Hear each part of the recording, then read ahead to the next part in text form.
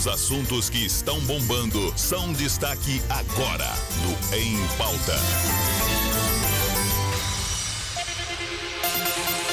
18h54, como disse a minha companheira de trabalho, aqui na vinhetinha, e a partir de agora, os assuntos que estão pipocando nesta cidade de Patos de Minas, capital nacional do milho e da pipoca, porque nunca vi tanto assunto pipocado esse tanto, meu Deus do céu. E já está no circuito junto comigo o advogado Dr. Douglas Eduardo e o professor Brás Paulo de Oliveira Júnior. Daqui a pouquinho, a participação do ex-prefeito e também ex-deputado José Humberto Soares aqui no Em Pauta, junto conosco. Mas antes, uma pincelada nos assuntos que estão bombando na cidade. Começando pela paineira centenária. Quantas pessoas já deram uns beijinhos? Quantas pessoas já fumaram um cigarrinho? Porque muitos fumaram debaixo dela também. Quantas pessoas já... o que mais poderia ter sido feito debaixo daquela paineira? Aproveitaram a sombra. Quantas pessoas esperaram um sinal do masculino bater para correr para a sala de aula? Muita coisa foi feita ao redor dela e foi desfeita. A paineira rosa centenária agora só fica na lembrança, né, professor Brás Paulo e doutor Douglas? Boa noite, Matheus. Boa noite, Douglas. É de fato assim muito triste, é lamentável. E eu quero sair da questão ali de é culpa, não sei o que. Às vezes o pessoal tá colocando alguma questão até pessoal a respeito do que está acontecendo, mas eu quero ficar só no ponto seguinte. Acho que tem uma lição muito grande aí. E a primeira lição é a seguinte: a Marialda Cury é uma das pessoas que mais amavam essa paineira. Ela, muito antes de qualquer coisa, ela já postava. Inclusive postava da época da paineira pequenininha plantada, como se diz, ela na adolescência e ela já no auge da sua beleza. E vem para nós algo que é muito forte. As coisas têm um ciclo. As coisas realmente passam. E penso que o que mais é importante que a prefeitura faça nesse momento seria, né, talvez até uma exposição de várias pessoas que já estão aí com fotos lindas colocadas na rede social. Acho que vale um mural virtual e futuramente talvez até um mural ali naquele local ou próximo ao Marculino, para que essa memória não fique somente nas memórias e que já imagine rapidamente, né, quando possível for, quando for a época ideal, que se plante outra e que se faça um novo ciclo, que se conclua uma nova história e que outros tenham a oportunidade de fazer essas coisas bacanas, né? Que muitos tiveram a oportunidade de fazer aí sob a sombra ou sob o luar, né? Época que eu trabalhava no Marculino, aquilo ali era um espaço de profunda vitalidade dos meninos, da juventude. De vez em quando o policial passava ali para dar uma batida legal no pessoal que estava ali de bobeira, nem sempre cumprindo atos lícitos, né, doutor Douglas? Mas ela faz parte da vida de muita gente, fazia parte da vida de muita gente e de mais de uma geração. E penso que fica para nós que as coisas realmente elas chegam a um fim, né? Mantê-la da forma que estava era realmente perigosíssimo. Ela infelizmente não estava mais saudável. Por que ela ficou doente? A gente não sabe se é a idade ou se houve negligência de governos passados. Não vou entrar nesse mérito, mas acho que agora é sinalizar para frente e dizer que feliz daquele que de forma muito abnegada plantou uma paineira e talvez não tivesse imaginado que estaria contribuindo para o bem-estar de toda uma cidade, de toda uma região e de fotógrafos que ao longo de décadas tiveram o prazer e a alegria de fotografar por ali. E eu recentemente tive a oportunidade de fazer um vídeo exatamente utilizando como fundo. Jamais imaginaria que pouco mais de um mês ela não estaria mais ali. O tempo realmente é algo muito precioso. Tem que aproveitar o tempo. Boa noite, Matheus. Boa noite, Brás. Boa noite, Zé Humberto. Boa noite a todos os ouvintes da Rádio Clube. É uma satisfação poder participar mais uma vez aqui do quadro Em Pauta. Então, essa situação hoje era uma comoção muito grande e me vem à cabeça a situação da dificuldade que a gente tem em lidar com o fim.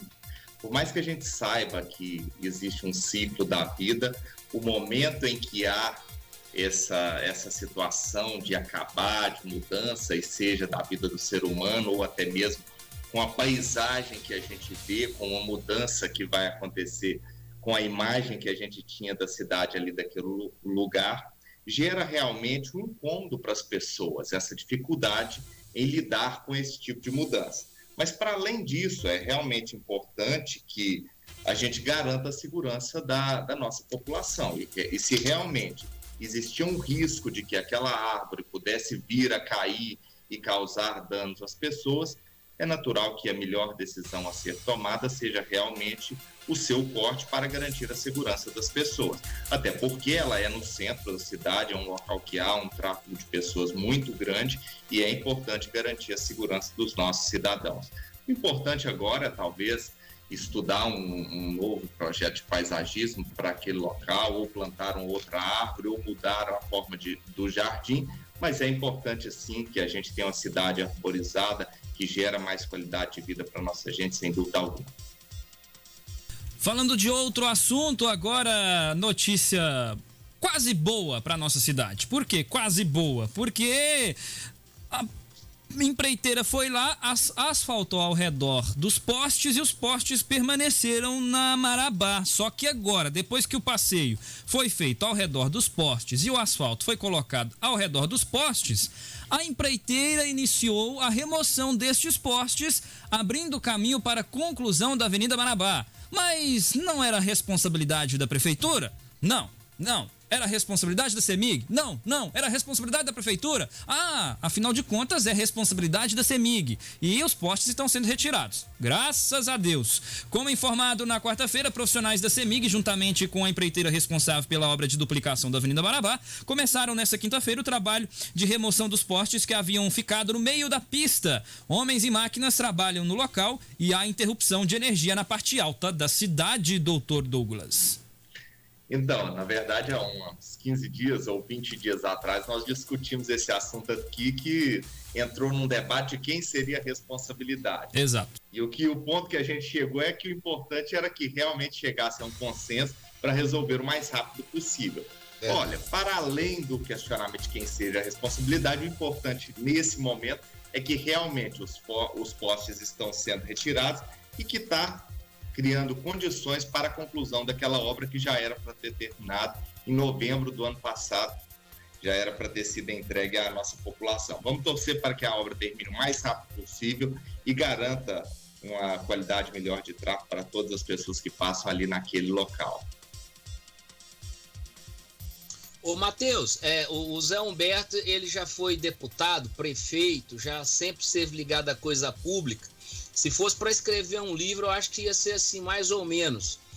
A feliz produtividade da burocracia e das licitações, porque às vezes a licitação não conversa com a realidade, sabe? Os recursos, eles vêm, mas você é obrigado a fazer alguma coisa que, na verdade, aquilo ali, sequer vai ter uma utilidade, mas como está no projeto, você tem que fazer, porque se não fizer, não vem o resto do dinheiro.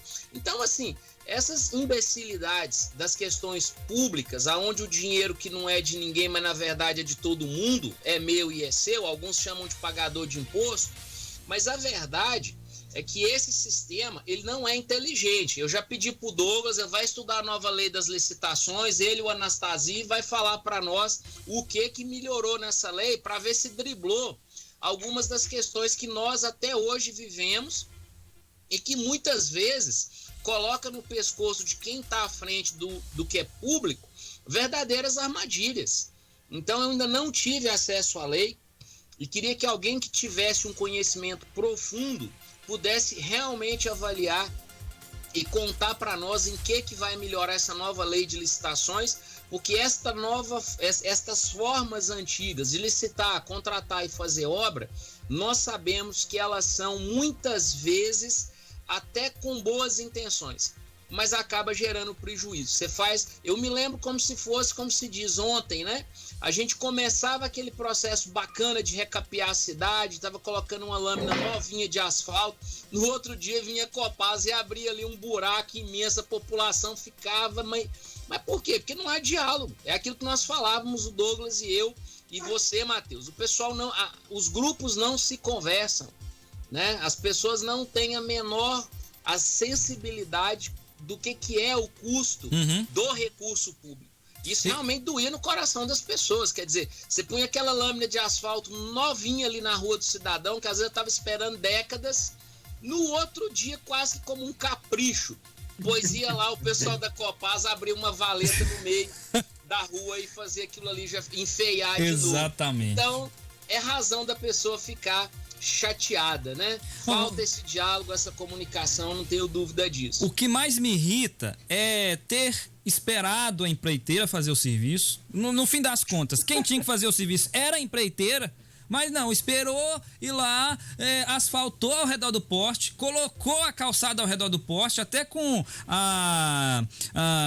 eu não sei o termo específico, mas aquela faixa vermelha, que ela é vermelha ou laranja, coloca para quem tem deficiência visual, para ter acessibilidade. A faixa de acessibilidade. Isso, esperou-se colocar, a obra estava só esperando os postes, porque fez tudo que tinha que fazer, foi feito. Aí depois que foi feito, vai lá e a empreiteira começa a querer fazer alguma coisa, a mesma coisa que aconteceu na Arthur Magalhães, a mesma coisa que está acontecendo ali na Avenida Brasil. Poxa! E você sabe por que é revoltante? É porque muitas vezes, lá na licitação, fala assim, ó, só vai receber a parcela X depois que a acessibilidade estiver pronta. E aí, meu amigo, não tem nada que muda isso. Então o cara vai lá fazer, ele quer receber, mesmo que seja para quebrar depois e ter que fazer de novo. E isso é uma tristeza, porque eu já vi acontecer quando eu estava diretamente ligado ali dentro da estrutura de governo, coisas que o prefeito ou quem estava à frente de uma determinada obra, às vezes até um secretário, eles não tinham uma resposta, porque a própria legislação determinava e obrigava aquilo ali, mesmo quando não era de forma inteligente. Lamentável. Depois eu quero ouvir a opinião do Zé Humberto sobre isso. Ele adora burocracia, coisa velha, ele adora uma coisa antiga, né? Eu já vou convidá-lo para a nossa conversa, seria um bate-papo daqui a pouco, mas Zé Humberto, chega para cá e vamos comentar também os assuntos que estão pipocando na cidade. Para mim é um prazer e uma honra recebê-lo aqui no programa de Tudo Um Pouco no Quadro em Pauta. Seja bem-vindo, obrigado por aceitar o convite. Boa noite. Boa noite, Matheus. Boa noite, Braz Paulo. Boa noite, Dr. Douglas. É uma satisfação participar com tão ilustres, né, pessoas aqui de tamanha importância em nossa sociedade, conviver aí, desfrutar um pouco da experiência, né, de cada um de vocês no exercício das suas atividades. O vereador Braz Paulo aí com larga experiência já na vida pública. Vocês aí também que militam nos veículos de imprensa, né? Com essa grande missão pela frente. Enfim, eu gostaria de agradecer o veículo pelo convite, dizer da minha satisfação, cumprimentar a toda essa audiência que nos ouve agora, Matheus, e dizer que nós estamos à disposição e que com prazer participamos dessa conversa. Ótimo, eu tenho uma pequena descrição aqui de início para a gente abordar. Então a gente recebe aqui no programa de Tudo Um Pouco no Quadro em Pauta a participação do prefeito 2001 a 2004 e deputado federal de 2011 a 2014 de José Humberto Soares. José Humberto, que conhece muito bem a vida pública, foi prefeito da nossa cidade, também deputado federal. Zé Humberto, eu vou começar então a respeito, a gente foi um dos primeiros assuntos aqui do Em Pauta, a árvore centenária, a paineira centenária em frente ao Marculino de Barros. Um pouco antes aqui da nossa conversa, eu recebi o Ivanildo que falou que é possível sim que o CODEMA faça exames, que existe um aparelho que chama raio-x, que ele não falou o termo específico não, mas é como se fosse um raio-x que consegue capturar dentro das árvores para saber como está a estrutura física da árvore. Infelizmente, o CODEMA de Patos não tem esse aparelho, falta um apoio por parte do poder público e por isso não foi possível identificar se a árvore estava doente ou não. Mas ele deu uma opinião com relação a isso, dizendo que a retirada da paineira agora ela é interessante, além de que vai trazer mais segurança à noite para as pessoas que estão ali ao redor, durante o dia também, porque há muito tempo a gente percebe O Brás disse que nunca viu isso, mas existia. Mas embaixo daquela paineira, nunca vi. As pessoas reclamavam muito e era frequente. No passado, tentaram cortá-la, mas os alunos da Escola Marcolino de Barros fizeram uma manifestação para não acontecer esse corte. Agora, graças a Deus que a galha caiu durante a madrugada. Porque imagine se a gente não tivesse uma pandemia, ali cheio de aluno debaixo dela, trânsito da Getúlio Vargas caótico, essa galha ia fazer um estrago danado. A sua opinião sobre a retirada da paineira quase que centenária da Getúlio Vargas, Zé Humberto? Bom, meu Deus, não há dúvida de que é lamentável, né? E ouvir com atenção as palavras do Dr. Douglas e do Brás Paulo, e concordando com elas, né? Porque, de fato, eu não conheço, não sei exatamente em relação à situação dela, do laudo técnico, enfim, mas eu tenho a impressão que se houve a decisão de corte, é porque foi absolutamente necessário. Infelizmente, é o ciclo da vida, né? O Brás discorreu muito bem sobre isso, sobre a questão do tempo, dos limites, né? E nós estamos aí nesse momento aí de tamanhas perdas. A paineira não se foi por Covid, né, Brás Paulo? Mas foi talvez pela idade, ou se teve alguma doença, eu desconheço. O fato é que, lamentável, eu me lembro ainda da minha infância, né, da minha adolescência, dos momentos em que nós tivemos ali passeando de bicicleta, brincando debaixo daquelas paineiras, aquelas árvores ali, daquela paineira, que faz parte da vida de todos nós patenses. Então, lamentável, é uma grande perda, infelizmente, é o ciclo da vida. Então, se tinha que tirar, se tinha que cortar, é preciso que corte, né? Até porque, Matheus, você falou a coisa certa aí, né? Se de repente, porventura, tivesse acontecido algum acidente com vítima na queda de uma galha de uma árvore dessa, a crítica já teria sido a inversa, né? Por que não se olhou antes a necessidade de se cortar na hora certa a galha ou a árvore? Então, esse negócio do si ou do que não sei, eu não sei, eu não conheço todo o processo, mas acho que se de repente, se realmente trazia o risco para a população, infelizmente nós temos que registrar na nossa memória, registrar de todas as maneiras a presença dessa paineira como um ser vivo, integrante da nossa paisagem, da nossa vida, e cuidar para que ela seja reposta de alguma maneira, como já disse os nossos colegas. Infelizmente, se não tem como outra saída, Matheus, vai fazer o quê? A vida é curta, a vida é passageira e o tempo é implacável. Infelizmente, essa é realidade. É a realidade incontestável, né? E até um ponto que o Ivanildo citou é que a paineira, por si só, nos últimos anos ela floriu bastante, e toda e qualquer árvore, um sinal de que ela está se ruindo, de que a vida dela está se ceifando, ela florir bastante, porque ela quer produzir mais sementes para que a espécie dela não venha a ser dizimada. Enfim, um outro assunto, agora eu quero perguntar ao senhor, na época que o senhor foi prefeito, alguma obra da cidade ficou com um poste no meio do caminho? E por que os postes gostam de ficar no meio do caminho em obras públicas, Zé Humberto?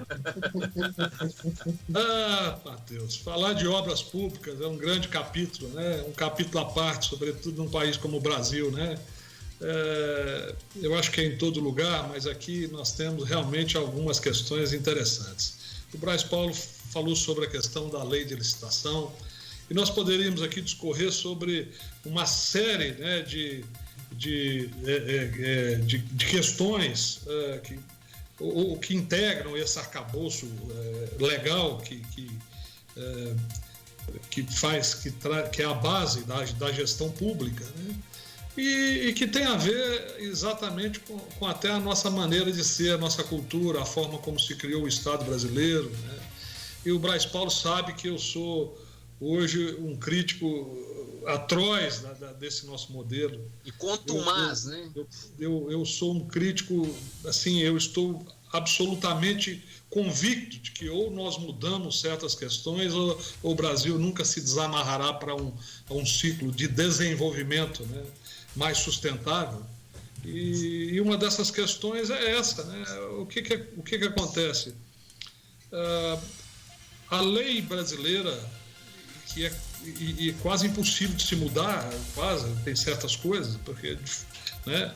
Mas a legislação brasileira parece que ela parte do princípio que todos nós somos bandidos. É verdade.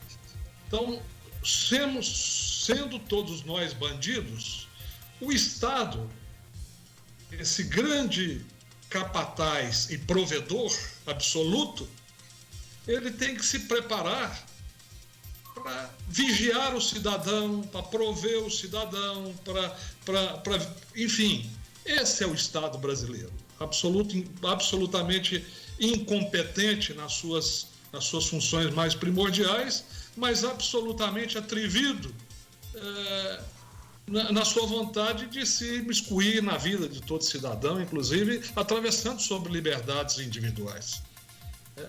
Então, essa questão, ela está presente na nossa vida cada dia hoje, e na administração pública não é diferente.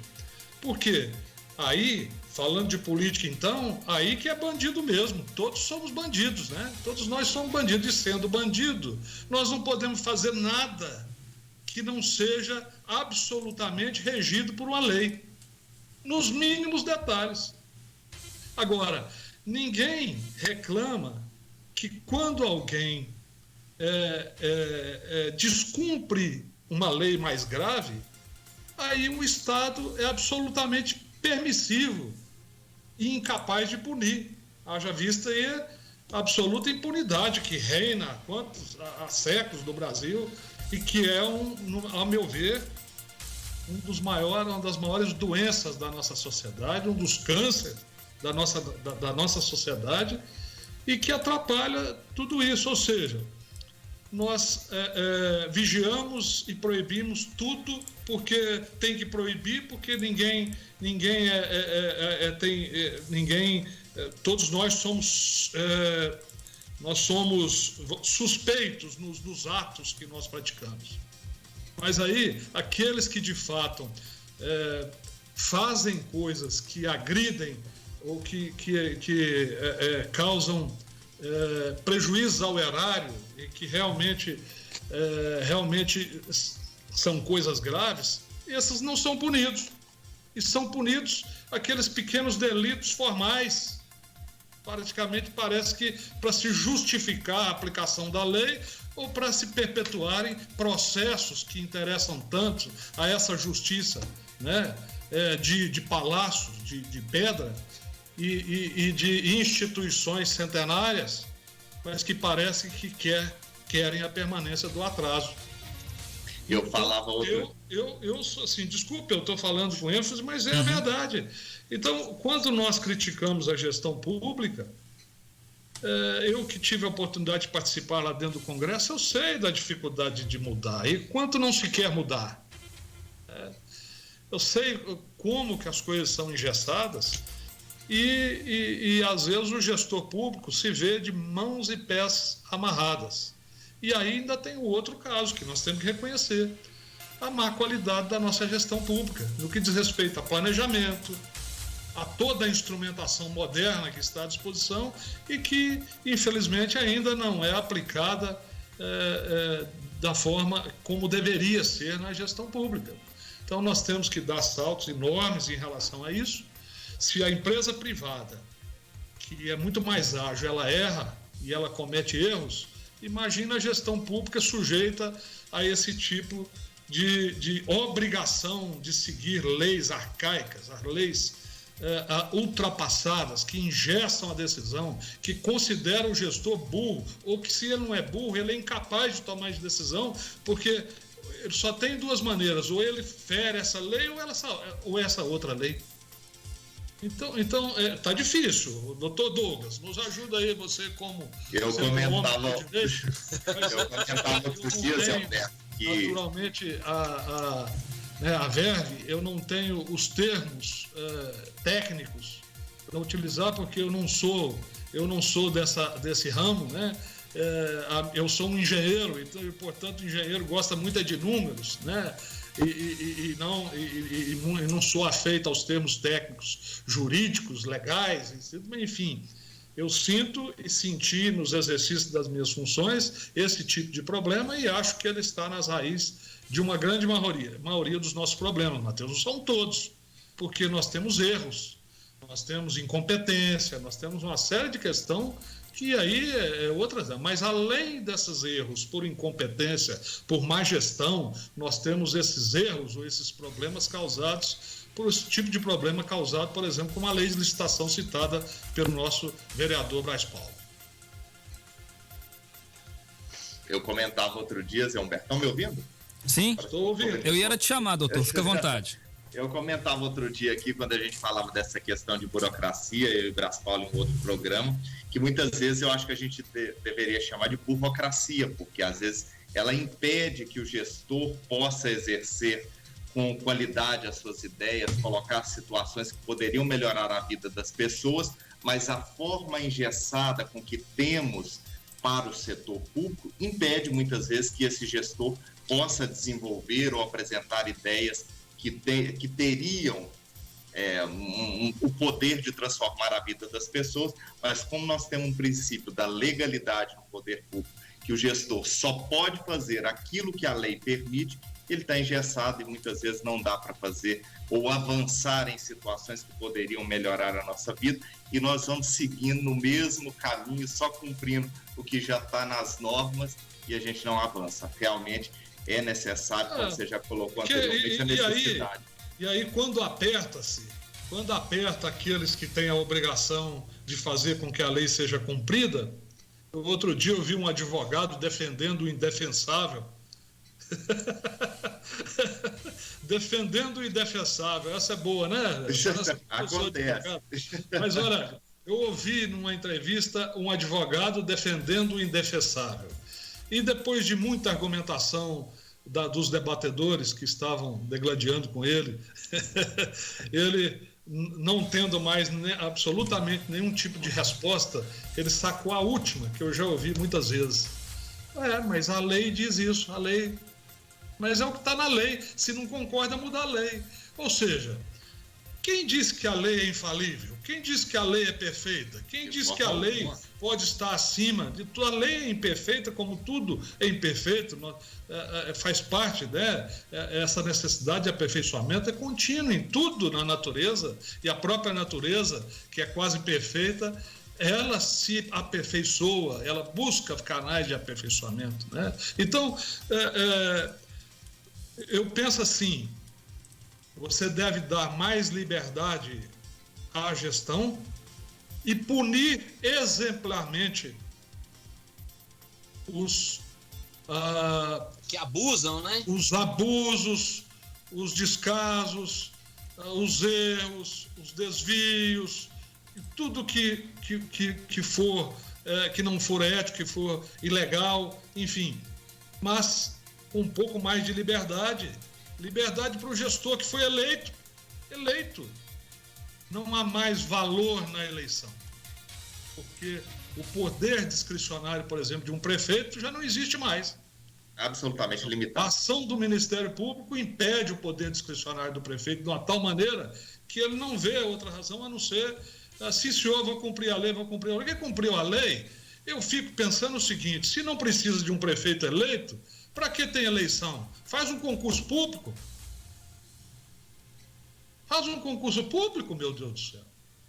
Não é para isso que existe o mandato.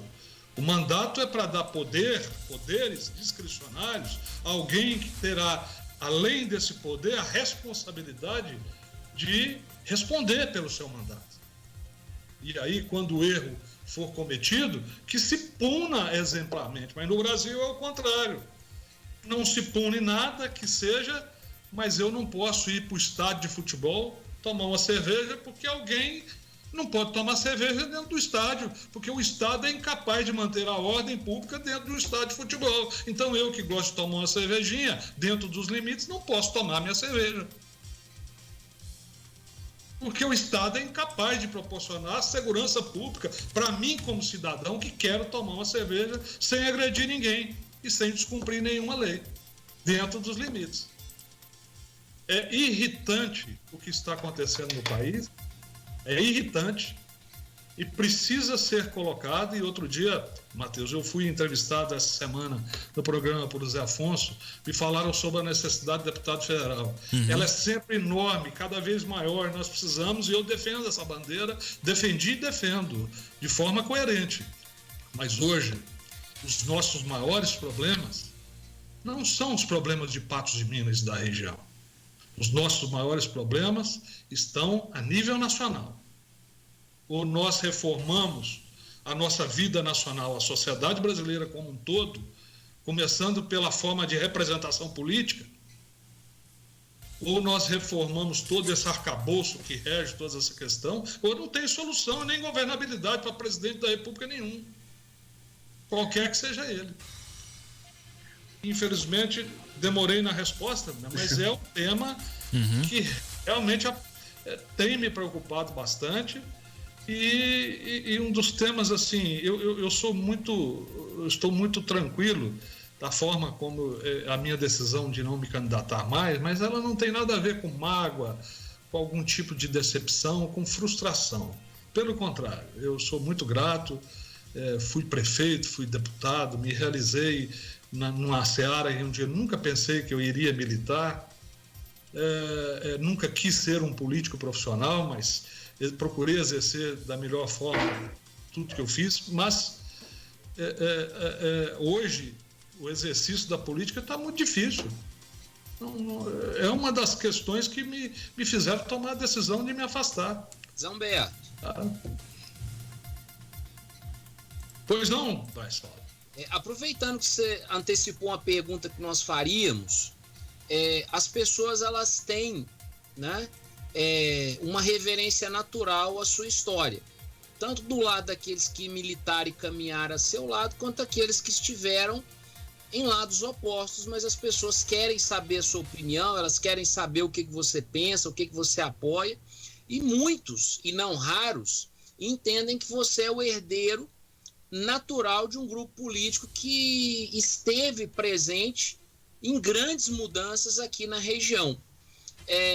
Até que ponto que vai esse chamado? Você se sente animado, entusiasmado em caminhar, né, novamente com um grupo, ou formar um grupo com pessoas novas, ou resgatar pessoas que até já desanimaram dessa seara política? Como é que está esse momento do José Humberto, que a gente sabe que está muito vinculado hoje a trabalhos ligados à engenharia, ligados a questões imobiliárias, mas que tem esse chamado natural, essa cobrança natural da população, de amigos, companheiros. Você fica confortável, desconfortável? Diante de tudo isso, como é que você, sei lá, o que você responde, Zé?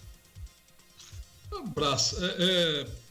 Absolutamente, eu não posso, nem poderia, né, deixar de contribuir ao ser chamado, porque é uma obrigação a qual eu me sinto preso desde que eu comecei a minha vida profissional. Quando eu me formei engenheiro na UFMG, lá em 1983, saí para estudar e retornei a Patos de Minas logo depois. Depois eu voltei a sair para trabalhar, mas voltei a Patos de Minas novamente. Então, a minha história está sempre muito ligada aqui a Patos de Minas, aonde eu resolvi, e daqui eu não quero sair mais nem para trabalhar. Eu tomei uma decisão de que aqui agora... já me mudaram daqui tantas vezes. Embora eu nunca tenha mudado daqui, mas várias vezes já me mudaram daqui. Mas não importa, eu de 2018 para cá tomei uma decisão de que nem profissionalmente, a não ser por uma absoluta necessidade, nós não sabemos o dia da manhã, mas é a minha decisão, terminar os meus dias aqui debaixo das paineiras de Patos de Minas, né, Douglas? Você pode plantar paineira, viu, Zé? Então eu penso que é minha obrigação. Naturalmente, as coisas, o tempo e os modelos vão se adequando e tudo é tão dinâmico e as mudanças são tão rápidas que nós temos que nos adequar a cada momento. Houve um momento em que nós tínhamos grupos muito fortes, políticos, com histórias maravilhosas, cada um dando a sua contribuição, com grandes líderes e com absoluta fidelidade das pessoas que dele faziam parte, com partidos que tinham nome, que tinham história, que tinham, se não tinham tanta, vamos dizer, o conteúdo programático, a fidelidade a um programa, mas pelo menos tinha uma história e tinha uma coerência, e as pessoas faziam parte desses partidos políticos como torcedor de futebol, era paixão pura, né? Eu vejo que esse tempo passou. Por que ele passou? Ele passou porque tudo passa. Passou porque a política brasileira hoje, os partidos não têm mais identidade. Agora, não é que nós vamos ficar sempre assim. Nós estamos num momento de transição muito óbvio que nós estamos num momento de transição. Isso que está posto, que está agora, não é com certeza o que vai perdurar. Então, logo nós vamos ter novos partidos formados, eu espero que poucos e valorosos partidos com conteúdo programático, para que cada um de nós escolha esse partido no exercício da vida pública de acordo com as suas premissas, com o seu programa, com a fidelidade à forma como ele entende o mundo e quer contribuir. E aí cada um de nós vai optar com orgulho pelas cores do partido. Não existe mais, né, Braz? Não existe mais essa questão. E aí, não existindo isso mais, fica difícil você falar em grupos, porque grupos é como partidos, né? O grupo passou a ser citado no momento em que se multiplicaram os partidos, e aí, como já não podia ser mais um partido só, vamos falar de grupo, né? Também temporariamente. Agora, nós sofremos uma carência de lideranças, de lideranças políticas, como uma entre-safra, e que também não é uma questão permanente, porque todos os espaços acabam sendo ocupados e novos líderes irão surgir, e eu espero que surja um líder nacional capaz de, quando abrir a boca no Congresso, que seja ouvido com respeito pela sua história, pela sua hombridade, né? Dos grandes estadistas que já nós tivemos no passado e que fizeram parte também da história de outros países, como nós temos tanto, né? E falta para nós hoje um grande estadista, né? Alguém que, quando fala, as pessoas ouçam. Nós não temos essa pessoa, infelizmente. E isso vem da boa política. Então, Braz Paulo, eu quero trabalhar muito para que esse retorno à boa política aconteça.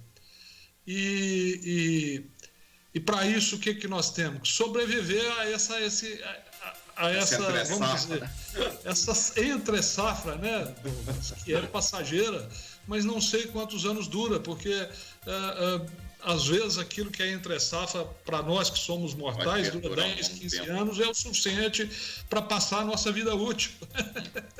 Então, Braz, eu estou pronto a contribuir, buscando alternativas para a gente superar todos esses momentos, né? Muito preocupado com tudo aquilo que nós estamos conversando, mas eu penso que é o seguinte: exatamente quando as coisas ficam da pior forma possível, ou quando nós achamos que não tem mais saída, é exatamente daí que surgem as soluções. Sem dúvida. Esse é o ciclo da vida também. É cíclico, né? As coisas ficam boas e ficam ruins alternadamente. E é isso que faz sentido, né? Faz sentido, né? E nós vivemos momentos de bonança, momentos de fragilidade, já vivemos momentos de pandemia na história quantas vezes, né? Estamos vivendo outras inesperadamente, quando a gente achava que jamais, em função da tecnologia, de tudo que nós temos hoje como recurso, achamos que não tínhamos que passar por isso, mas tivemos que nos ajoelhar com humildade e reconhecer que nós não somos nada, né? E nós estamos aí sujeitos a regras, né? Das quais nós nem ao menos conhecemos a fundo, né? Então, como é que funcionam exatamente esses vírus, esses micróbios, esses micro-organismos que convivem conosco, que aliás são muito mais antigos do que nós aqui na superfície da terra ou nos mares, né? Então, eu acho que nós temos que ter essa capacidade aí, e Braz, e pronto para colaborar. Eu nunca quis, Braz, foi me fazer de líder, do grande líder, ou de ocupar o espaço do líder, do grande chefe. Eu acho que isso não está cabendo aqui nesse momento. Não cabe nesse momento. Eu acho que se a gente puder fazer com segurança uma transição, quem sabe nós tenhamos de novo momentos dos grandes líderes. Agora nós temos que fazer essa transição e com segurança, né? E é lógico que cada um de nós exerce uma liderança e cada um de nós pode exercê-la até da forma melhor como nós estamos fazendo.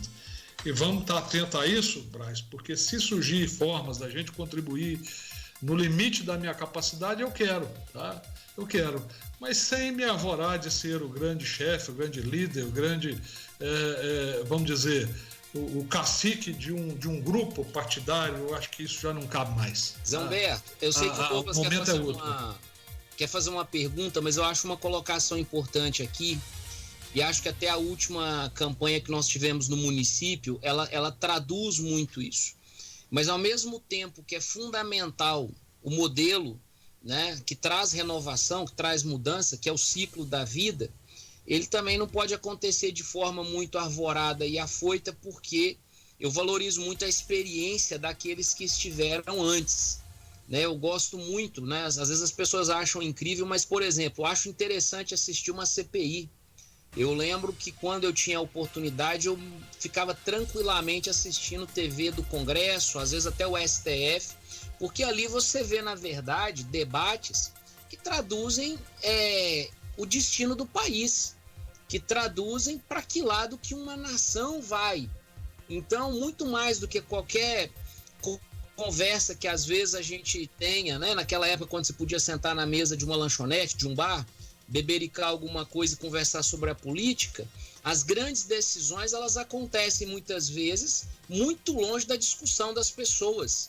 E aí, penso eu, posso estar errado, é uma opinião, que quando nós agregamos o vigor de quem quer fazer, o vigor da juventude, mas a experiência daqueles que já passaram por tantas situações, a gente, pelo menos em tese, criaria o que nós chamaríamos aí de uma transição mais segura e sem menos sobressaltos, porque o Brasil não é só o Brasil. O Brasil é também a relação com toda uma sorte de países e nações que negociam conosco. E às vezes uma palavra mal colocada, uma situação que gere um desconforto lá fora, pode nos prejudicar aqui em Patos de Minas, no interior do Alto Paranaíba. Então, penso que o equilíbrio ele é muito importante no momento como esse. Passa a palavra para o Douglas. Obrigado, Douglas, pela paciência. Que daqui a pouquinho fala, eu tenho que ir para um rápido intervalo, na sequência você já fala, doutor Douglas, é rapidinho. Ih, Douglas, lascou, rapaz. Não saia daí. De tudo um pouco com Matheus Alves, volta já. Minha filha adora escrever umas mensagens pra mim. Ela deixa em vários lugares. Aí, quando eu encontro, finjo surpresa e falo: olha, gente, o que será isso? Então, eu leio pra ela e rola aquele abraço gostoso. Quem nos protege, nos ensina valores, nos dá carinho, coopera com nossa educação e sempre cuida da gente, merece uma boa dose de amor. O Cicobi Credipatos parabeniza todas as mães pelo seu dia. Falou Cicobi, pensou Credipatos. Há 13 anos, o HNSF oferece os serviços de oncologia e quimioterapia, aliando tecnologia de ponta à excelência em estrutura, técnicas de diagnóstico e de tratamento, e uma equipe multiprofissional altamente capacitada. Uma assistência integral e humanizada com foco no seu bem-estar. Então, se precisar, pode confiar. Nós cuidamos de você. HNSF. Apaixonados pela vida. Dia das Mães tem de ser perfeito. Passando pretas do meu jeito. Levo tudo que ela sempre quis. Faço ela feliz. Mês das Mães Pretas. Ofertas com carinho pra você. Óleo Lisa ou soia 900 ml 6,89. Açúcar Cristal Delta 5 quilos 12,78. Leite Bretas 1 litro 2,89. Todos os chocolates Lacta tablete de 90 gramas leve 3 e pague R$10. Coxa sobre coxa de frango 5,99 o quilo. Sanitizante em pó brilhante 2 quilos e 200 12,98. Ofertas válidas para essa quinta. Tá no Bretas, tá em casa. Com fogo não se brinca. Usar fogo para limpar terreno é perigoso, principalmente na época da seca. Um incêndio próximo às torres de transmissão de energia é crime e pode deixar a sua cidade sem luz. Se avistar um foco, disque 193 e avise os bombeiros. Fique ligado, não seja causador de um incêndio. Um alerta ANEEL, Agência Nacional de Energia Elétrica. Classificados Tintim, 30 anos criando oportunidades de bons negócios. Você que está precisando de uma grana extra. Sabe aquela bike, aquela geladeira, aquela TV? Você que está precisando vender o seu carro ou alugar a sua casa? Precisa arrumar um emprego? Faça seu anúncio nos Classificados Tintim, tá? Sua melhor oportunidade para conseguir uma grana extra. Os Classificados Tintim não possuem grupos de WhatsApp nem Facebook. São todos falsos. Só tem o site classificadostintim.com.br. Classificados Tintim anunciou, vendeu. 30 anos fazendo a diferença e ajudando você a realizar bons negócios. Vender e comprar com toda a segurança, é claro, só nos Classificados Tintim, que está apto a publicar qualquer tipo de edital. Lembrando que amanhã é o último dia para anunciar na versão dos Classificados Tintim deste sábado. Aos sábados na Rádio Clube 98, Sábado Rural. Informações úteis para o homem do campo. Dicas, entrevistas e músicas. Sábado Rural, de 9 às 11 da manhã, aqui na Rádio Clube 98. Oferecimento. Sagra Insumos Agropecuários, produtos para agricultura, BASF, Monsanto, Avenida JK 2733, Residencial Gramado, Cicobi Credipatos, bem perto de você, produtos e serviços para maior comodidade do associado. Lubigás, energia no seu dia a dia, ligue grátis 0800 940 4321. Lages Rocha, 15 anos atendendo Patos e região, produtos de alta qualidade para sua obra, entrega em toda a região, Rui Barbosa 1350, Supermercado Arvelos, na Rua Manuel Dias Pereira 335, lá no Nossa Senhora das Graças, aberto de segunda a domingo, 3814-2462, direção do senhor João Arvelos e família. Pais e filhos estofados, a melhor fábrica de estofados de Patos de Minas, vai reformar ou trocar seus estofados? Pais e filhos estofados, Avenida Paranaíba 1157, WhatsApp 991177941. Ibiza Veículos, para quem quer adquirir um carro zero e não quer ficar esperando. Vários modelos à pronta entrega. Divide em 12 vezes no cartão. Major Gotti 1645. Fone 3818-7777. Somos todos responsáveis pela proteção da vida. Exerça sua contribuição para o trabalho seguro. A economia precisa ser retomada tendo como prioridade a proteção da vida. Cumpra seu papel social de mãos dadas com a proteção da dignidade dos seus funcionários. Cumpra os protocolos de proteção contra a Covid-19. Uma campanha do MPT pelo trabalho protegido e seguro. Programa Roda de Violeiros será neste domingo de 12 às 14 horas pela Rádio Clube de Patos. O verdadeiro encontro de violeiros. Além, é claro, de músicas sertanejas variadas para você. Oferecimento. Credipatos, a sua cooperativa de crédito. Visite uma de nossas 14 agências em Patos e região. Falou Cicobi e pensou Credipatos. Patos de Minas é um lugar para ser feliz. E que felicidade ir ao mercado municipal, comer um pastel e tomar um caldo de cana. A Pastelaria do Valdomiro é o nosso ponto de encontro desde 1977. O melhor lugar para ver os amigos e as famílias patenses. Voltamos a apresentar pela Rádio Clube 98 o programa de Tudo um Pouco com Matheus Alves.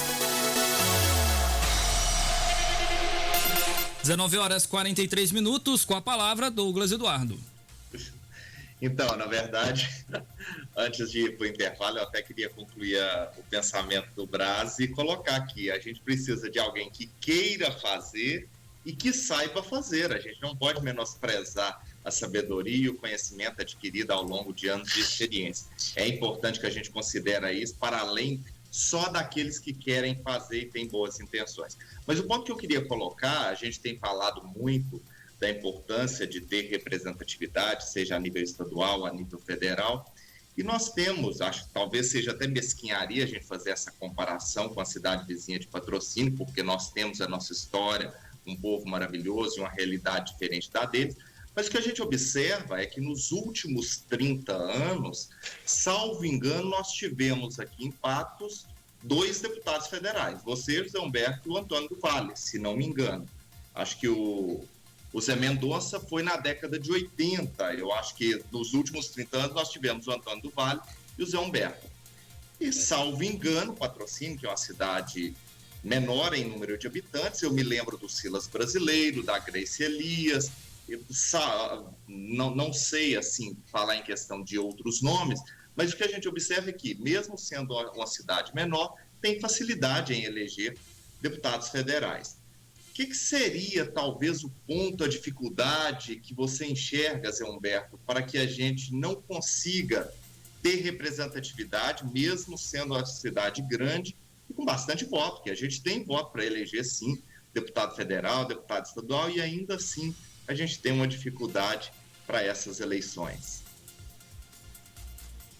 Bom, Douglas, é uma pergunta boa, né? Eu acho que, com certeza, isso, se você compara com o Patrocínio, eu acho que, se não me engano, foram 3, né? 3 deputados federais nesses 30 anos, pelo que eu me lembro. Se tem mais algum, eu não estou lembrado agora. E nós, de fato, nesses 30 anos, né, nós tivemos aí 2 deputados federais e tivemos o senador da República, né? Sim. E tivemos vice-governador também, né? Sim, sem dúvida. Então, eu não diria que nós estávamos assim tão ruim, não. Não, de jeito nenhum. Nesse ponto, mas não. É lógico que eu acho que nós estamos aquém do que precisamos, né? E temos que reconhecer que algum erro nós estamos cometendo, né? Essa questão do senador, vice-governador e deputado, ela foi muito no mesmo período, né? Foi o início da década de 90, foi um período que a gente tinha uma representatividade extraordinária. Exatamente. Então, enquanto perdurou aquele modelo da política, né, nós tivemos sucesso, né, em que grupos e partidos fortes, com grandes líderes, foram mantendo e criando história e fazendo sucessores, né? Quando nós chegamos num momento como esse, quando praticamente desaba o modelo, nós vamos fazer sucessor de quê? Se o modelo se desabou, né? E, infelizmente, nós entramos num momento da história, e aí não é só Patos, é Patrocínio também, né? Porque se hoje lá eles elegeram a Grace Elias, foi com a quantidade de votos dentro de uma oportunidade que talvez parecida com a que eu tive ao me eleger no PHS, né? Mas até me parece com muito menos votos do que eu tive quando fui eleito, né? Então, veja bem, não vejo o modelo de Patrocínio como sendo esse modelo que nós temos, não. O que eu penso é o seguinte, eu penso é que nós entramos num momento da história da política de questionamento tão grande das lideranças, em que todas as lideranças políticas, de tal modo, foram desgastadas e colocadas no mesmo nível, que nós passamos a destruir as nossas lideranças políticas. Então, nivelou por baixo, né? Nós tivemos um processo de canibalismo em relação às nossas lideranças. Nós destruímos as nossas lideranças políticas. E quando se destrói uma liderança política, você perpetua a falta da sucessão, porque quem quer ser sucessor daquilo que não presta, ou que não tem valor, ou que é contestado, percebe? Então, eu penso que isso é resultado de uma série de questões, dentre elas, a maior parte, a raiz delas estão nos erros dos próprios políticos. Mas de uns políticos que, de forma que causou um mal tão grande para a classe, que isso foi generalizado para a imagem de toda a política. Então, quando você generaliza e na cabeça do cidadão nenhum político presta, nós destruímos as nossas lideranças.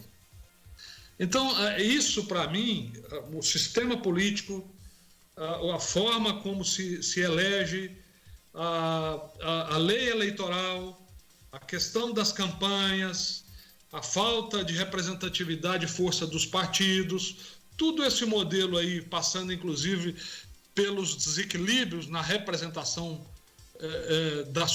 da democracia no país, porque hoje, se você vê no Congresso, nós temos um desequilíbrio violento na representatividade do povo brasileiro dentro do Congresso. Quem assiste à TV Câmara, à TV Senado, quem vê as notícias na grande mídia, praticamente parece que quem manda no país são os países do Norte e Nordeste. Parece que lá só os políticos que mandam são só os de lá. Você percebe? Sem dúvida. Então, sem querer tirar o mérito daqueles bons políticos que tem no Norte e no Nordeste, e todo o merecimento do povo do Norte e do Nordeste, existe um desequilíbrio na forma de representação. Para fazer um deputado federal pelo estado de Roraima, nós precisamos de menos de 20 mil votos, 16 mil votos. Por quê? Porque nós proporcionalmente temos muito mais deputados de Roraima do que de Minas Gerais ou de São Paulo. Precisamos de 200 mil votos para fazer um deputado de São Paulo e quase 100 mil votos para fazer um deputado por Minas Gerais. E, no entanto, menos de 20 mil votos elege por um pequeno estado do Norte e do Nordeste. Então, a maioria do Congresso está na mão de nordestinos e nortistas. E, embora isso não seja defeito, é um desequilíbrio na representação, né? E que tem causado muitos problemas e dificuldade de mudança. Então, eu penso que tudo tem uma reforma tão grande para se fazer. E enquanto não se fazer, eu acho difícil resgatar toda essa história bonita daquilo que é tão bonito e nobre como é a função política. Eu sou muito feliz, Douglas. Eu tive muita sorte na minha vida. Eu tive sorte de nascer onde eu nasci. Eu tive sorte de ter os pais que eu tive e a família que eu tive. Sou privilegiado por isso. E devo mais à sociedade ainda por isso, pela sorte que eu tive, de nascer onde eu nasci, de ter sido filho e irmão de quem eu tenho como família, e tive a sorte de estudar em excelentes escolas. Excelentes escolas. Eu sou muito grato aos grandes professores que eu tive, desde do meu ensino fundamental, minha homenagem aí ao professor Braz Paulo, né? No ensino fundamental, fundamentais na minha formação. E depois, quando a minha família, nós mudamos aqui para Patos, eu tinha por volta de 10 anos, porque eu nasci aqui em Patos, Douglas, porque lá em São Gonçalo não tinha ainda um hospital, né? A verdade é essa, né? Mas quando nos mudamos para cá, eu fui registrado em São Gonçalo da Abaeté como natural de Patos de Minas, porque eu nasci aqui no Hospital Nossa Senhora de Fátima.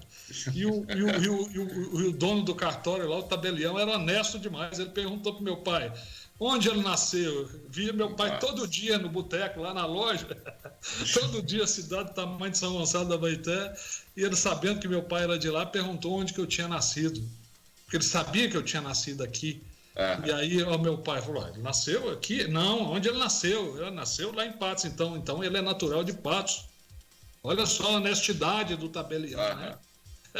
Me colocou, então por isso meus documentos constam que eu sou com muito orgulho de Patos e São Gonçalo da Baeté também, né?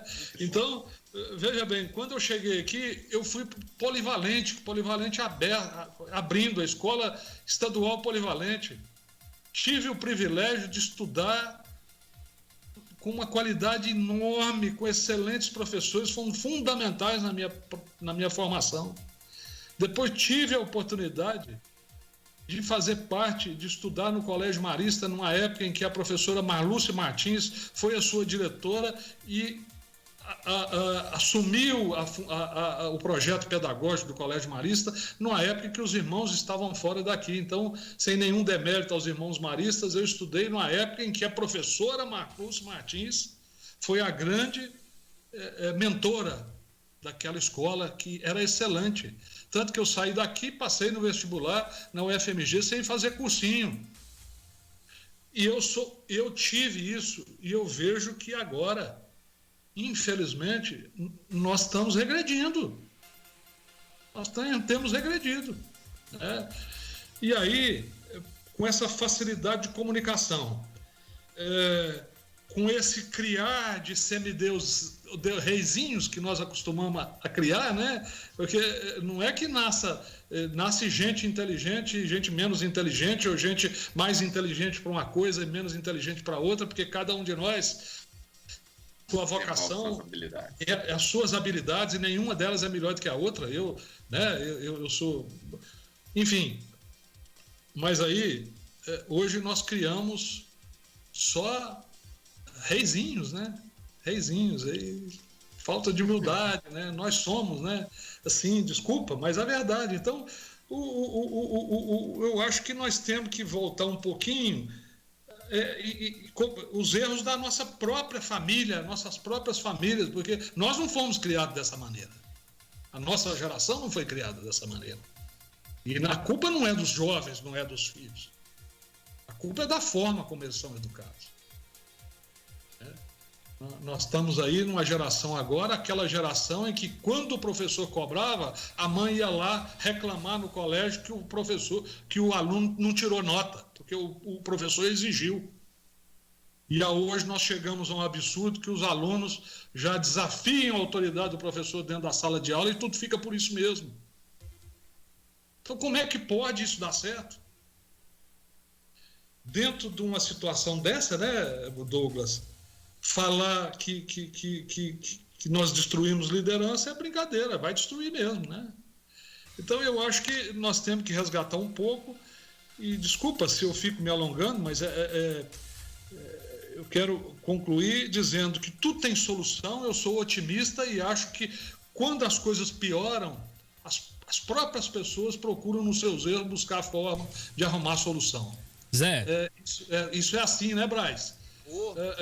Quem sente fome é mais capaz de buscar a própria alimentação, né?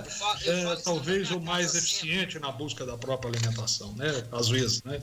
Desculpa, o exemplo não foi feliz, não, mas eu quis me expressar no sentido de dizer o seguinte: a dificuldade molda o caráter das pessoas e faz com que as pessoas sejam mais perseverantes e mais tenazes e mais capaz de alcançar os seus próprios objetivos. Eu tenho uma pergunta para te fazer, Zé. É o seguinte: o Zé Eustáquio pegou a prefeitura com uma dívida enorme do governo anterior, contas para pagar com fornecedores, situação muito delicada, teve que decretar situação de calamidade financeira, e fato é que conseguiu colocar as contas em dia, mesmo o Estado estando com os repasses que são obrigatórios, os repasses do Estado para com a prefeitura atrasados.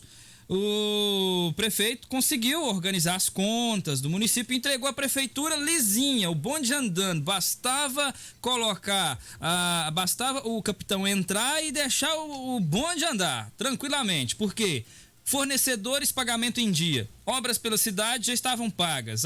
Bastava as empreiteiras continuarem suas obras. Como foi as ruas que foram asfaltadas lá no bairro Planalto, no bairro Ipanema.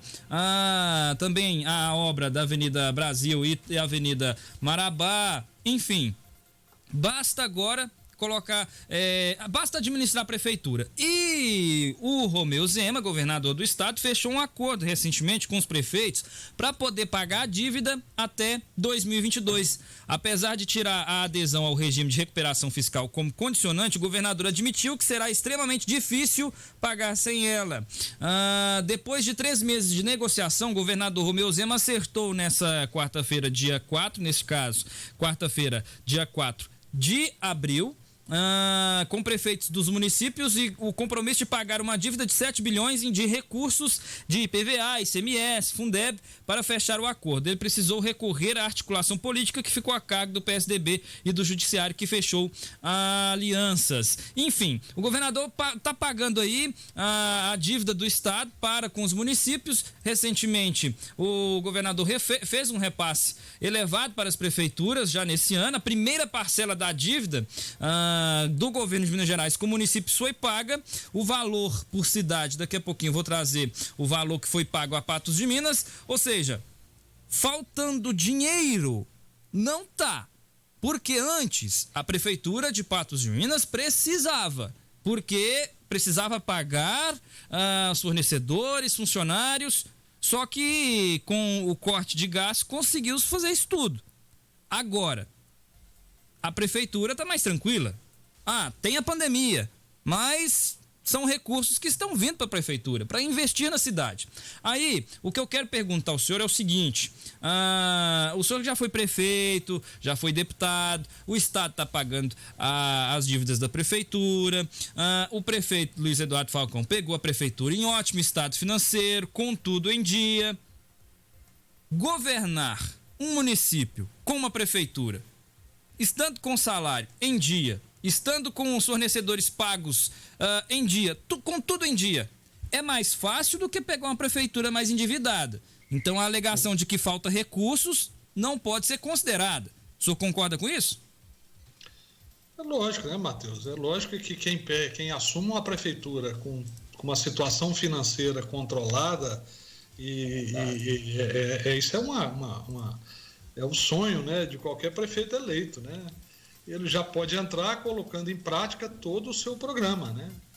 E acho que cada um que entra requer um tempo de amadurecimento até para as coisas, para essa equipe, né, tomar pé da situação, implementar todos os seus programas, fazer os processos licitatórios.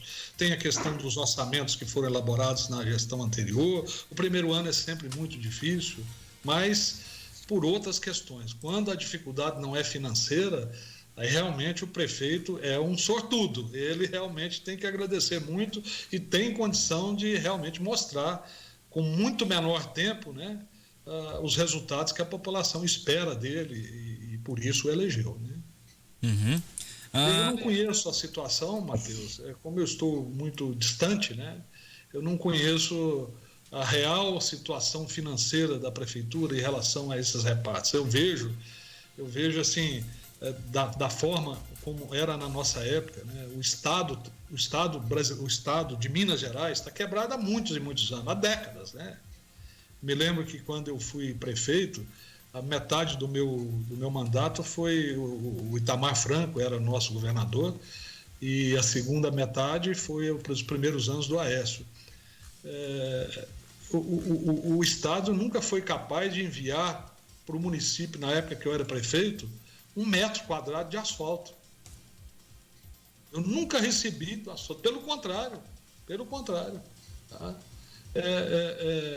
Nós emprestamos massa asfáltica para fazer tapa-buraco nas estradas, que era dever do Estado Nacional, porque não tinha os municípios estavam ilhados. Então, essas dificuldades, né?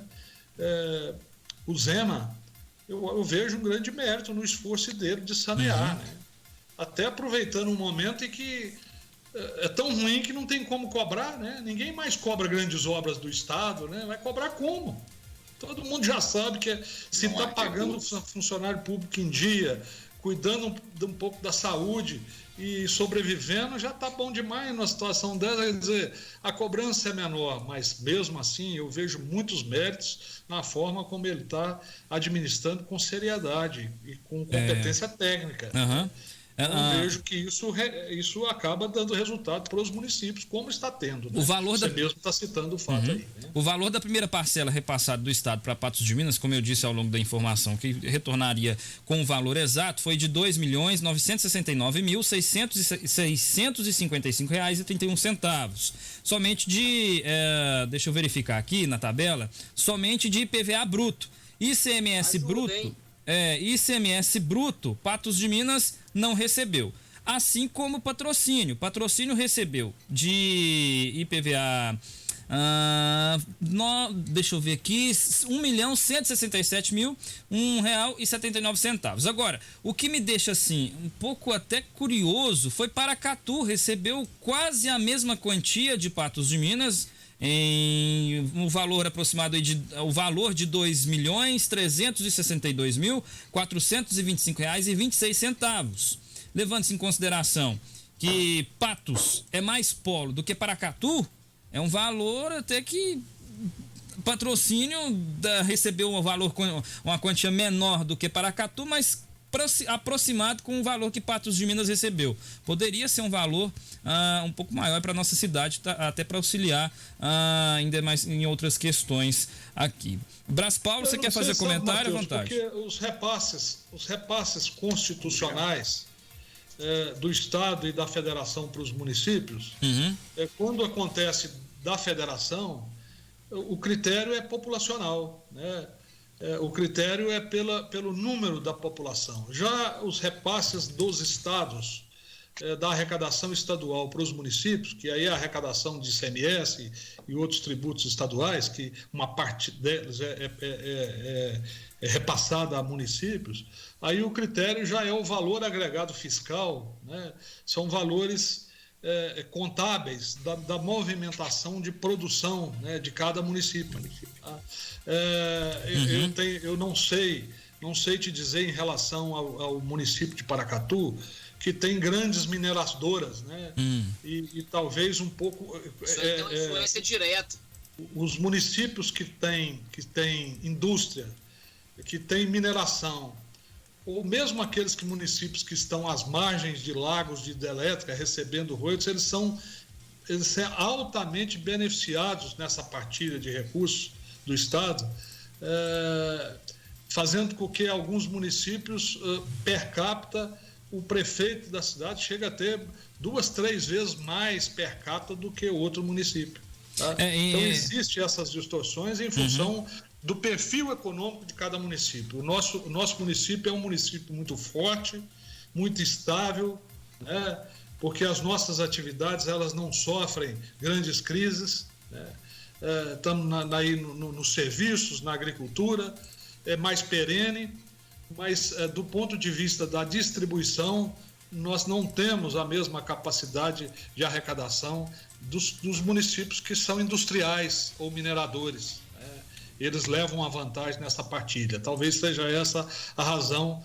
Eu não sei se esse repasse que você está se referindo é um repasse nos moldes do constitucional ou se é um repasse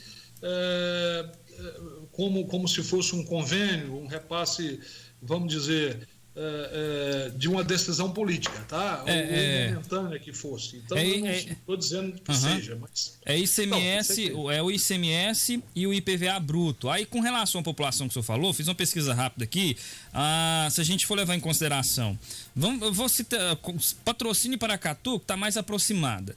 A diferença de população de Paracatu com patrocínio e vice-versa é de apenas 2.413 habitantes.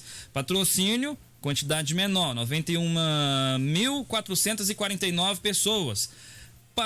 Paracatu, 93.862. Já Patos são 150.853 habitantes. Então, a gente tem quase que o dobro, quase, chega perto. Uma alfinetada aqui, a gente não tem certeza desses números não, nós não temos censo. Também, né? Isso é uma... De qualquer maneira... Isso é uma estimativa. De qualquer maneira, eu penso que aquilo que nós estamos afirmando aqui sobre esses critérios de partilha, quando se trata de recursos dos estados para os municípios, não se refere a uma distribuição pelo critério de população, e sim pelo critério econômico da produção, né? Ou seja, a arrecadação dos municípios somam no estado pelo sistema fazendário, né? Ao recolhimento dos impostos, principalmente o ICMS, que é o principal tributo estadual. Então, esses recursos arrecadados, uma parcela deles volta para os municípios, mas não pelo critério da proporção populacional, do número de habitantes de cada município, e sim pela produção econômica de cada município, somando agricultura, indústria e demais atividades como serviços. Então, nessa hora, Paracatu com certeza tem um peso maior do que seria ao se levar em conta apenas a questão populacional. Faz sentido porque Paracatu tem uma mina de ouro e já em Patrocínio tem uma mina de extração mineral da... me fugiu o nome, Mosaic. E também, logo ali próximo, tem, que já é Serra do Salitre, também da Iara. Então, a região desses âmbitos, faz sentido o que o senhor diz, faz sentido. Pode ser, não estou afirmando, porque eu não sei a origem desses repasses que você está citando, mas os repasses constitucionais, aqueles que são feitos periodicamente, mensalmente, segundo o calendário, esses repasses seguem esses critérios que eu estou citando para você. Quando é do Estado, o critério é econômico, pela produção de cada município. Brás Paulo. Opa. Você sempre teve uma visão muito macro da nossa região. É uma característica sua, talvez por ter esse cérebro de engenheiro, né? Você nunca viu a parte pequena, você sempre teve essa capacidade de ver o todo. Eu vou citar algumas questões aqui, queria que você dissesse, para além das que eu vou citar, as que você entende que são emergenciais ou que pelo menos seriam fundamentais para um maior desenvolvimento da nossa região, para além do município. Eu não consigo pensar Patos só Patos. Nós temos uma responsabilidade e temos inclusive uma dimensão logística que serve e ao mesmo tempo se beneficia de várias questões próximas a nós. Então a primeira que eu coloco e que eu milito há muito tempo é que, por razões que nunca vou entender, embora tenha minhas suspeitas, a região oeste do município, ela sempre teve, pelo menos aparentemente, menos recursos disponíveis. Por exemplo, nós nunca conseguimos ligar por asfalto nenhum distrito da região oeste. Vou citar Alagoas, vou citar Pilar, por exemplo. Ao mesmo tempo, enquanto nós temos trevos, viadutos e tudo aquilo que é, vamos dizer assim, pelo menos moderno, conectando a região que vai para Uberlândia, Belo Horizonte e etc., a gente tem uma ponte que é de 1914 para chegar até a região oeste.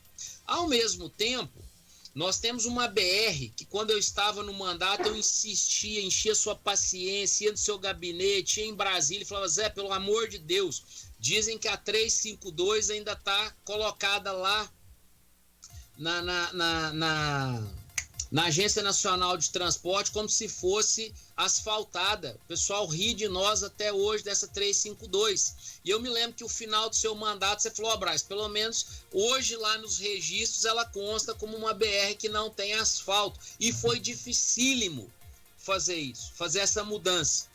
A pergunta que eu... e outra que eu ainda vou colocar. O pessoal da KWS e outras empresas imensas de Patos, eu me lembro que eles lamentam profundamente que muitas ainda usam equipamentos a diesel para produzir energia, porque a CEMIG não consegue entregar energia para eles. Empresas de qualidade primeiro mundo. Empresa que tem uma qualidade extrema, que não perde de lugar nenhum do mundo e não consegue ter energia para produzir. Ou seja, é uma questão aonde nós estamos falando de gestão, é falta realmente de força política, é porque nós não estamos no caminho certo. o que é que acontece com essas demandas que eu estou colocando e, ao mesmo tempo, tem alguma outra que é enorme e, porventura, eu esqueci de citar? Por favor, Zé, lembrando que eu não sei quanto tempo que nós ainda temos à disposição, que diz o Matheus que ainda tem que rodar 48 músicas de pedido ali do povo. Mais 10 minutinhos só. Eu penso o seguinte, a questão do desenvolvimento econômico, né, e que não pode ser dissociado da questão do desenvolvimento social, né, porque me parece que eles estão muito atrelados, né, ela pressupõe uma série de questões. Por exemplo, você falou aí sobre infraestrutura, né? Hoje, a única coisa que nós precisamos, que foge da nossa própria capacidade de gerar como condição de uma maior velocidade e ritmo de desenvolvimento para nós, são exatamente essas questões de logística, de energia, de transporte, de ferrovia e de tudo isso. Isso é óbvio. Aliás, isso já é detectado pelos governos central há muito tempo. Nós sabemos. Quando por diversas vezes, na época em que o professor Anastasia era o governador do estado, tive a oportunidade como deputado de conversar com ele sobre as questões do desenvolvimento da nossa região. E a gente concordava que a única questão aqui que precisa para nós precisamos de muitas coisas, mas as coisas em que o Estado tem que ajudar, o Estado que eu digo, né, porque aí demanda o ente da federação com maior o poder de força para resolver essas grandes obras, que é o Estado e a União, né? Não só com recursos próprios, mas através de busca de soluções, de investimentos necessários para isso. Então, a única coisa que nos prende ainda é infraestrutura por essa questão logística. Porque do restante, o Braz, nós temos tudo que nós mesmos podemos suprir para essas lacunas. Porque nós temos terras, nós temos uma boa localização, né? Nós temos uma condição diferenciada como cidade, como região dentro do agronegócio, com uma vocação econômica de aproveitamento na agroindústria, né? Então é lógico que falta isso aí. E o que faltaria para vir pelo lado humano, né? É a formação, a qualificação das pessoas para exercer o trabalho necessário dentro dessas funções, né? Qualificação, formação de bons profissionais. Né? Para ir, é lógico que isso também tem que caminhar junto, porque não adianta, né? Eu me lembro que as pessoas quase crucificaram as lideranças de Patos quando nós perdemos a Perdigão lá para Rio Verde, né? Eu chego a dar risada dessa situação, quando falaram que vendeu, não sei o quê, era a pequenez das nossas disputas internas, que nos atrapalhou durante muito tempo. É lógico que ninguém vendeu nada para ninguém. É lógico que nós perdemos para Rio Verde, porque se você chegar em Rio Verde, você anda 100 quilômetros para um lado e para o outro, só no Cerrado Plano, igual aqui do Chapadão, aqui Chapadão, né? Do presidente Olegário aqui, igual uma mesa, você anda 100 quilômetros para qualquer lado de Rio Verde, só no Chapadão do São Pedro, com água, né? Com muita água e muito investimento em infraestrutura também, estradas. Então, daí a decisão da Perdigão de se colocar lá. Quando nós vemos os investimentos atrasados em ferrovias, nós vemos que essas regiões estão melhor atendidas do que a nossa, né? Ainda. Então, naquilo que está se fazendo, os grandes projetos dos grandes eixos nacionais, né? Mas que passam perto, não estão passando longe, e que uma hora vão chegar aqui. Então, Braz Paulo, você fala a diferença entre a nossa região, Alagoas, Pilar, com a outra região, né? Os grandes eixos rodoviários puxam o desenvolvimento, não tem como. Houve governantes aí que dizia que governar é abrir estradas num momento da história foi mesmo, né? E ainda hoje essa infraestrutura e essa logística ela é determinante do desenvolvimento. E nós as nossas ligações aqui, os grandes eixos, né, de ligação, de integração nacional, que foi a construção das estradas da época primeiro de Getúlio, depois de Juscelino Kubitschek, né, BR-040, os grandes eixos nacionais, né, colocou, e nós estamos aqui muito bem localizados, só não estamos melhor localizados que Uberlândia, né? Uberlândia é o grande entrecentro, é o grande centro comercial, né? Hoje, de logística, né? Mas nós estamos próximos disso e atendidos por rodovias nacionais. E a outra rodovia que nos atenderia e que é uma grande demanda nossa, que nós trabalhamos tanto para tentar viabilizar, que é essa, seria o projeto da ligação de Belo Horizonte com a capital de Goiás, Goiânia. É fantástico, hein? Ou seja, esse projeto da ligação de Belo Horizonte com Goiânia acabou que foi superado por outras estradas que foram sendo construídas a nível nacional, entre elas a 262, né? Então, ela foi sendo esquecida e, com isso, essa região ela foi prejudicada. Ela foi prejudicada. E dentro do nosso município, você vê claramente, porque o progresso foi puxando pelo lado da ligação com Belo Horizonte, São Paulo e depois com Brasília. Os grandes eixos de ligação é que puxaram o desenvolvimento da nossa cidade. Então não é falta de vontade, não é incompetência local, apenas as condições que nos deram. Agora, como que nós vamos criar condições? É o Brasil, né, Braz Paulo? Precisa criar as condições que realmente eu estou vendo aqui, eu gostaria. Ninguém é perfeito, eu acho que há muitas coisas erradas no governo, mas eu gostaria de chamar a atenção para o trabalho de um ministro do governo federal, que é o ministro da Infraestrutura, que se chama Tarcísio Gomes. O que esse ministro está fazendo na sua pasta é digno de nota, de aplauso e de mérito. É muita realização. E se nós tivermos continuidade nessa linha, nesse tipo de linha, porque uma vez, Braz, eu estava numa reunião lá no Congresso, eu era da Comissão de Constituição e Justiça, um membro da alta cúpula do governo do PT, que era nada mais, nada menos do que o secretário de Tesouro Nacional, representado lá dentro, o senhor Arno Augustin, disse numa reunião em que eu estava presente que o PT gastou 10 anos para aprender que o Estado não dá conta de fazer obra. E depois disso começaram isso no final do meu mandato como deputado, no final do governo, já no meio do governo Dilma, começaram a desamarrar essas licitações de concessões de asfaltamento. Só aí começaram, depois de ter segurado quase 20 anos. É aquela ideia de que o DR, o DNR ia dar conta de fazer, os militares, e na verdade não é por aí, porque não consegue. Né? Então, essa infraestrutura, para mim, é o fundamental. Sabe? Na hora que nós suprirmos as nossas estradas com pista dupla, que nós tivermos ligação para escoar a nossa produção, a alta produção aqui, através de transporte direto nos portos, com ferrovias, com transporte barato, de qualidade, nós não tem nada, não tem como segurar, não tem como. A nossa região, enfim, vai ser a bola da vez, como é Uberlândia hoje e Ribeirão Preto já era, há quanto tempo?